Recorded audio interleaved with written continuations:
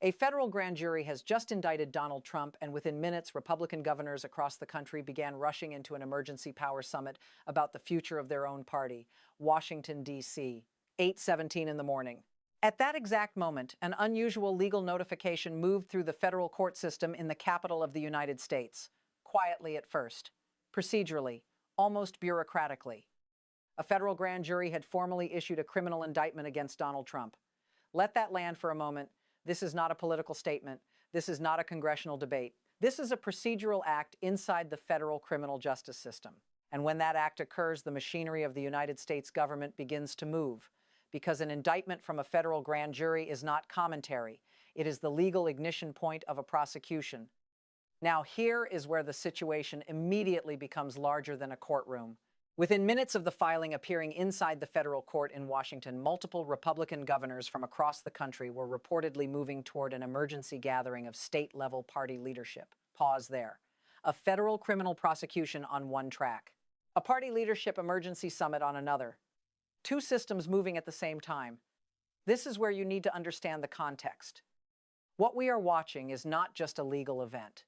It is the intersection of two power structures, the federal justice system and the internal leadership structure of the Republican Party. And according to early confirmations from sources within Washington, those two dynamics are now colliding. Let me say that again so it lands properly. A federal prosecution crisis is beginning to form. At the exact same moment, a Republican Party internal power crisis is erupting. Those two axes rarely meet directly. But in this hypothetical scenario, they are now touching the same center of gravity. And that is where the institutional tension begins. Because the trigger for all of this was not a political decision. It was the decision of a federal grand jury. Under United States federal law, a grand jury holds a specific and powerful function inside the criminal justice system. Its job is narrow but decisive. It reviews evidence presented by federal prosecutors. It deliberates in secret.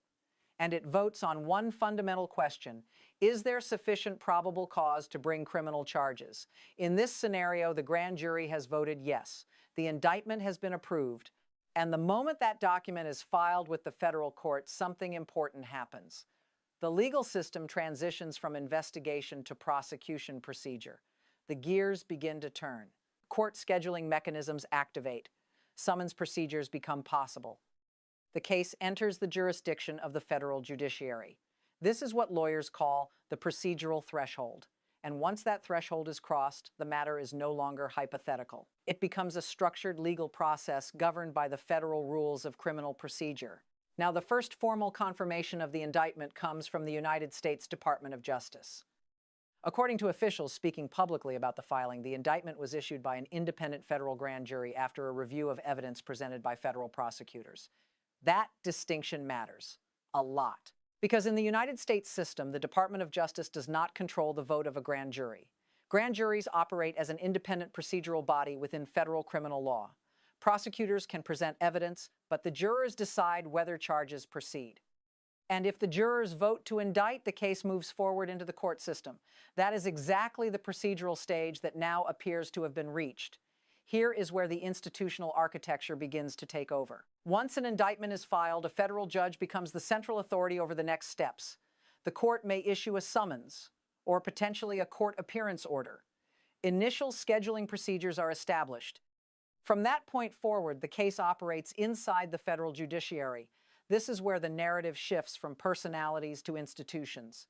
Because the central power actor in the early phase of this process is not a politician, it is the federal justice system itself. Three legal actors now occupy the core of the process.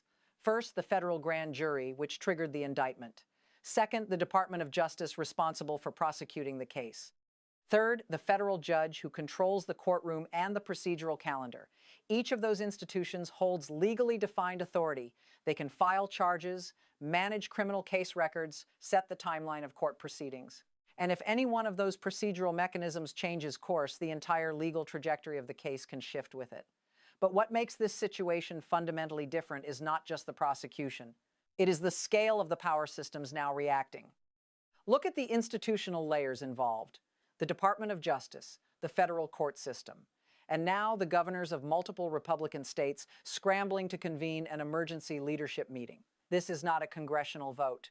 This is not a routine criminal case. This is the collision of a federal prosecution process with the internal command structure of a major American political party. And that kind of collision is extremely rare. Because when legal institutions and party power structures begin reacting to the same event at the same time, the pressure inside the system rises quickly. Here is the deeper concern many observers in Washington are quietly watching. If the legal process escalates, multiple branches of the American system may soon have to define the boundaries of their authority. Courts, political leadership, federal prosecutors, each operating under different rules, each pulling on the same constitutional framework. And that is exactly why this moment feels so unusual inside Washington. Because a federal indictment has just been filed, Republican governors are now racing into an emergency summit. Two processes are moving forward simultaneously, a judicial process and a party power struggle. And if those two trajectories continue to accelerate, the next phase will not simply test a political figure. It will begin testing the structural limits of the American system itself.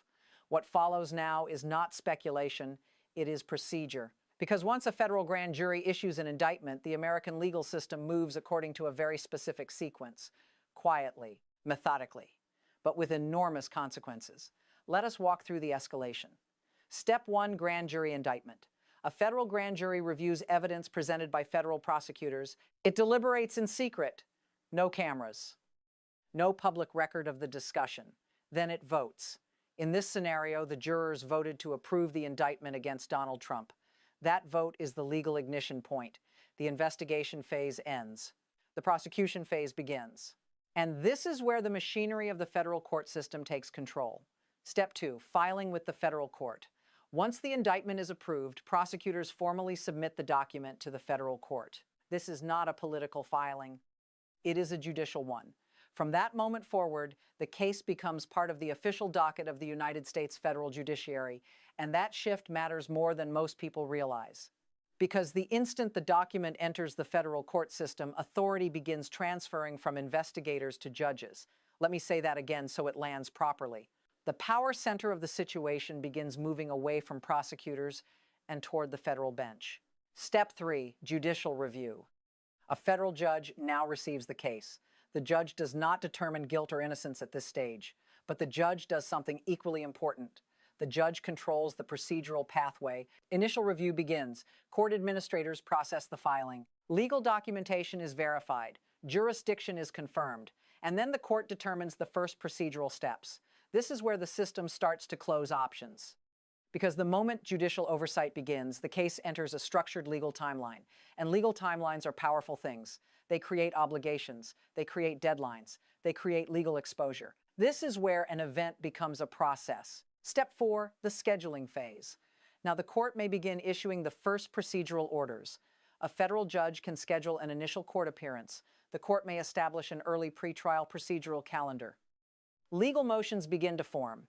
Defense attorneys prepare responses. Prosecutors prepare filings. The court prepares hearings. This is the phase where cases begin to move forward with real momentum. And once the schedule begins reversing, the direction of a federal criminal proceeding becomes significantly harder. Here is the key point most casual observers miss. In the American legal system, the power of procedure is often greater than the power of politics. Once the court calendar begins to move, the system gains its own gravity. And gravity inside federal law can be relentless. Now, while this legal timeline unfolds inside the federal judiciary, something equally significant is happening across the political landscape. An institutional response network is forming. The White House, according to early signals, is monitoring the situation but not intervening in the judicial process. That is a long-standing principle inside American governance. The Department of Justice operates independently in federal criminal prosecutions, and according to statements attributed to officials, that principle is being reaffirmed. The administration is observing, but the prosecution is proceeding through the courts. This distinction is essential, because interference from the executive branch in an active federal prosecution would trigger an entirely different constitutional confrontation. So far, that line appears to be holding, but that is only one branch of the system.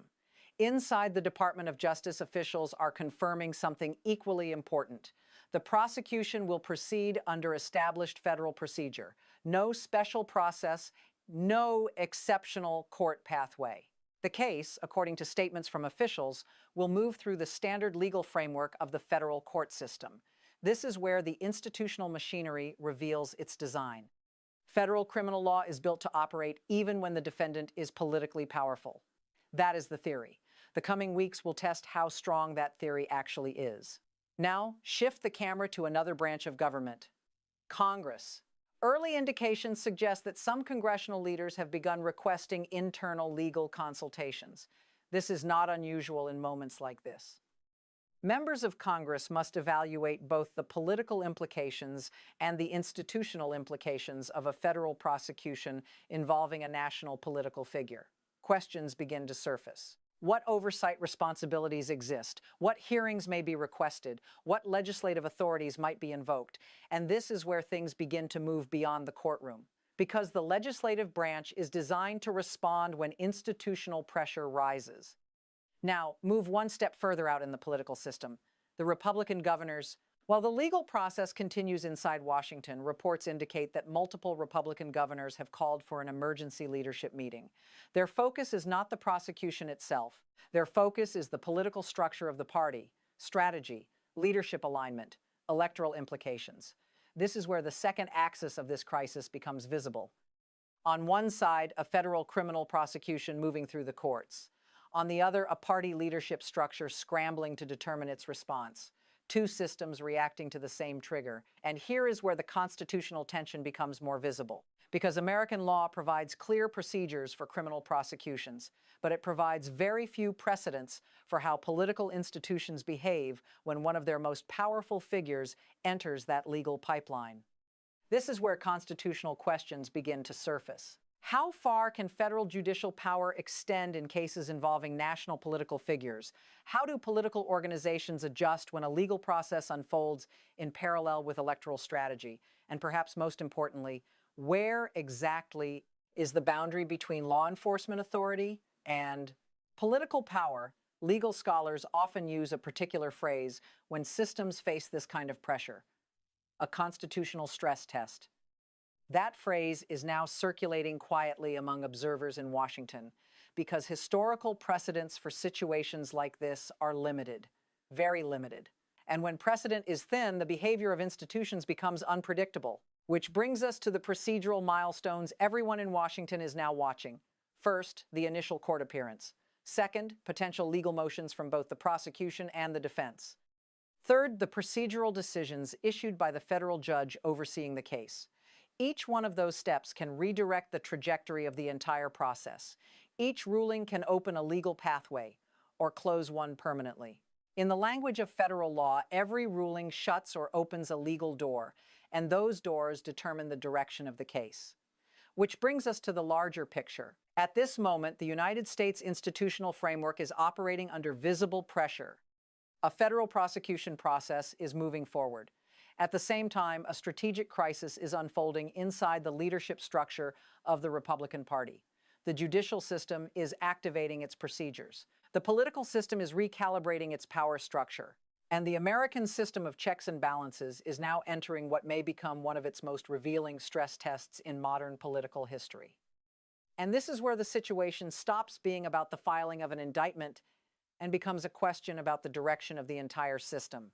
Because when a federal prosecution intersects with a national political power structure, experienced observers in Washington do not look for headlines.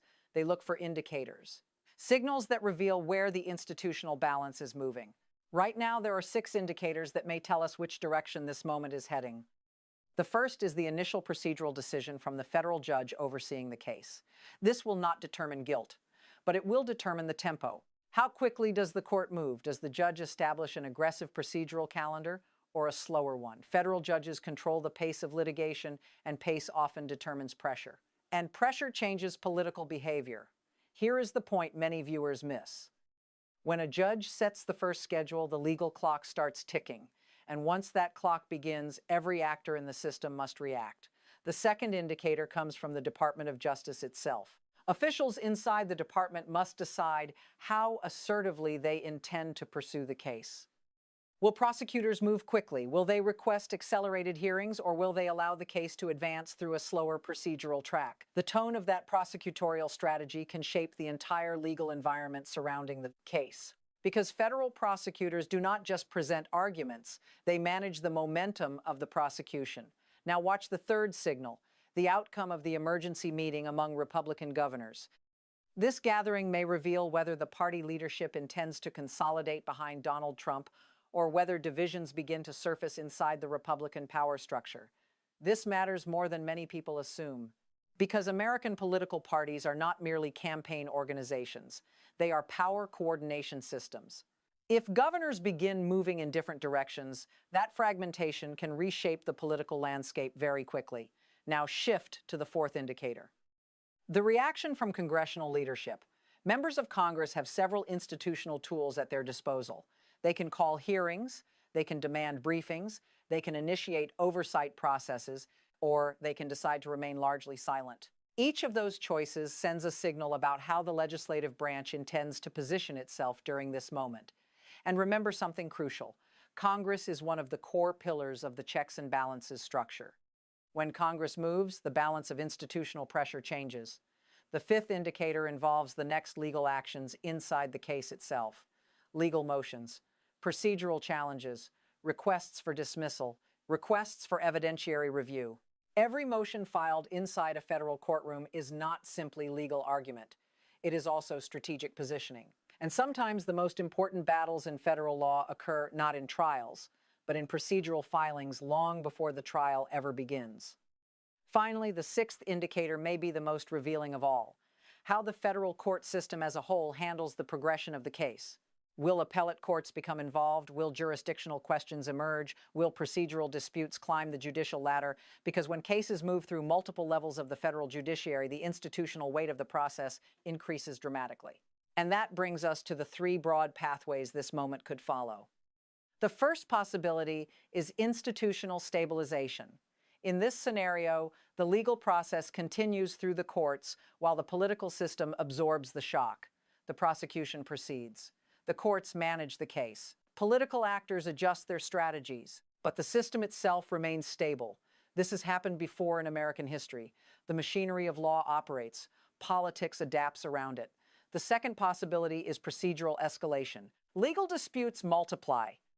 Defense motions challenge aspects of the prosecution. Appeals emerge. Court decisions trigger additional legal questions. In that scenario, the case could expand across multiple layers of the federal court system, potentially lasting for years. And during that time, the legal process itself becomes a central feature of the national political environment. But there is a third possibility, and it is the one constitutional scholars watch most carefully: a deeper constitutional confrontation. This would occur if multiple branches of government begin asserting competing interpretations of authority: judicial authority, legislative oversight, executive branch responses. If those institutional claims begin colliding, the situation stops being a legal case alone. It becomes a test of the constitutional architecture itself. This is where the analysis expands beyond the courtroom, because the implications ripple across at least 5 different axes of national power. First, the legal axis. The federal judiciary becomes the operational center of the process. Court rulings begin shaping the trajectory of events. Second, national security institutions begin quietly monitoring the stability of the constitutional environment, not because the courts are a security threat, but because the continuity of governance matters to every federal agency. Third, the political axis. Inside the Republican Party, strategic calculations now become unavoidable. Party leadership must decide how to navigate a landscape where legal proceedings and electoral politics may intersect. Fourth, the electoral axis. Campaign strategies across the country could shift, depending on how this prosecution unfolds. Political messaging adapts to institutional reality. And finally, the geopolitical axis. American allies and global observers always watch moments like this closely, not because they seek instability, but because the durability of American democratic institutions has long been a cornerstone of global political expectations. So when a moment like this appears, the world pays attention, which leads us to the central constitutional question now hovering over Washington. Where exactly does the boundary lie between presidential political power and the authority of the federal legal system? How much pressure can the structure of checks and balances absorb before institutional friction becomes constitutional conflict?